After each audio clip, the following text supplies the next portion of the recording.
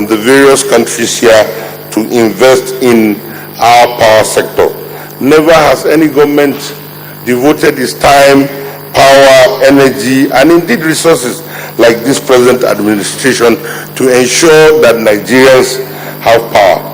So I want to start by congratulating the Vice President and indeed the President of the Federal Republic of Nigeria for the efforts they have put in ensuring that Nigerians have power. The Minister of Trade and Investments have said it all. The Minister of the Coordinating Economy has also said it all. And indeed the Minister for Finance for State also in his welcome address urged all of us to come together, urge investors to invest in the Nigerian power sector.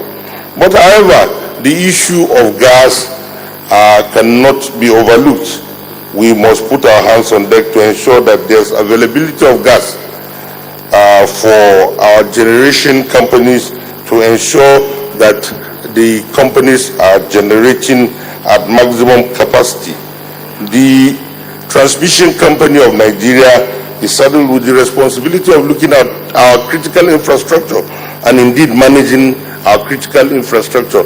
So I urge them to also ensure that this critical infrastructure are properly managed, and the generation companies, I urge them also to, as much as possible, generate power for the use of Nigerians.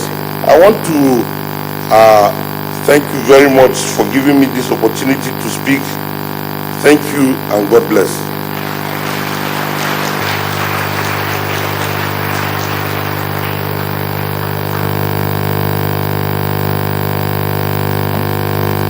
Thank you very much, distinguished Senator Aduda. We have more of such goodwill messages. The next one is coming from the Chairman of the House of Representatives Committee on Power, Honorable Patrick Ihariali. A round of applause for him as he comes to the podium.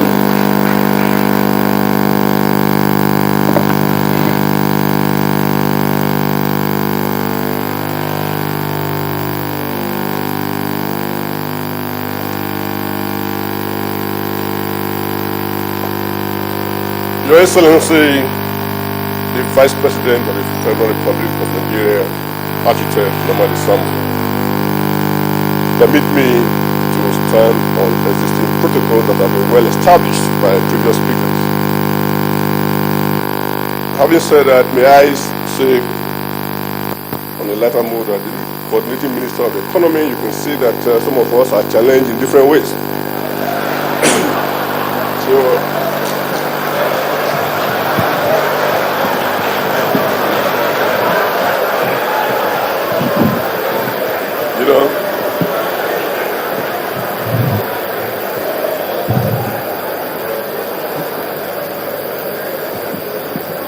Thank you very much. Yet the truth of the matter remains, like we often say in law, if the categories of negligence are never closed, the categories of being fiscally challenged can also not be closed. Some are either challenged horizontally or vertically. So,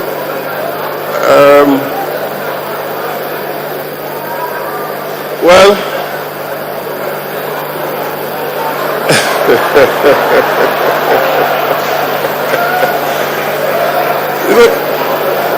that said,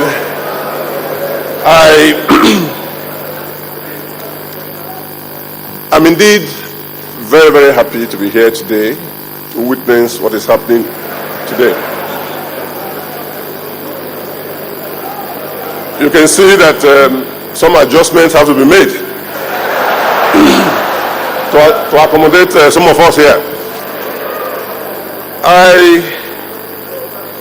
An author once wrote in this part of the world to say, water, water everywhere, but none to drink. In relation to power, with due respect to all concerned, it will not be too far from being correct should we say potential power everywhere, but none to be utilized in terms of energy distribution. I have listened to those who have taken time to x-ray the power position in Nigeria, what it was pre-independence, and what it was some few years ago, and what it is today. If you talk of water, which is the source of hydro energy, I think we have water abound in Nigeria. We have River Niger, we have River Benue, amongst others. If you talk of wind, there are some parts of this country where wind is absolutely more than necessary. If you talk of gas, Nigeria is one of the leading oil producing countries. Gas, most turbines are powered by gas. You can talk of biofuel, to mention but a few. But with all of this, we are talking of 4,000 megawatts of electricity for a country that is over 160 million people. You can see where I'm coming from when I said power everywhere, but none to use the way we want to use it. But we are so happy and grateful to the present government of the day that is being led by the president and the vice president, who have taken time to take the power sector as a major focal point amongst others. We do not need to be researchers or students of contemporary history to know that the much attention that has been given to the power sector in recent time is if you look at it, the percentage is over 1,000% more than the previous regimes. This is what is translating into what we are seeing today. And I'm not surprised in the least sense that we are discussing issues relating to private sector financing and support for the power sector. And I'm so happy that the coordinating Minister of Economy and the Minister of Finance is here seated today, and she has equally her own right discuss issues relating to the power sector in Nigeria and the much the government is doing.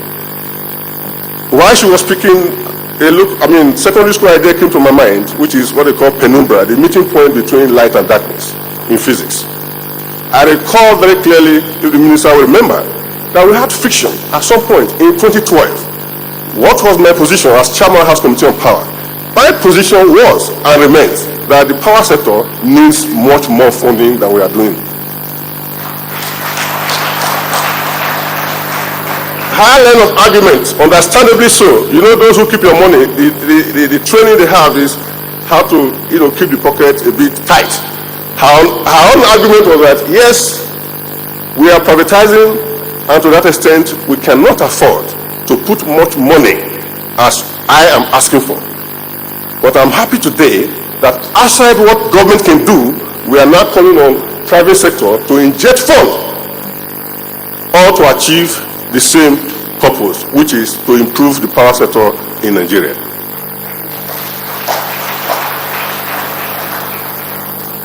All hands actually should be on deck, and my simple goodwill message today is to say that we have seen the good intentions of government. And you can even see that from the message of the Senate President that was ably delivered by his able rep, he has even bent over backward to go against the historical legal position, which is that no parliament make laws that will bind a successive parliament. It's a deliberate attempt to evangelize us, to make you understand, our investors, that the government of today and of tomorrow, by the grace of God, will be willing at all times to give you all the support you need to bring the power sector in Nigeria to the way what it should be. As in addition to that, I can assure you that all the relevant legislation that are in place, the National Assembly will collaborate in very great and deep sense of it with the executive arm to ensure that nothing short of what we desire comes out of this enterprise. On that note, I say thank you, ladies and gentlemen.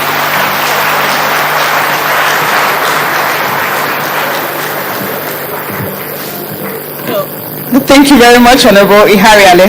You need to put the microphone down. I can still use the microphone.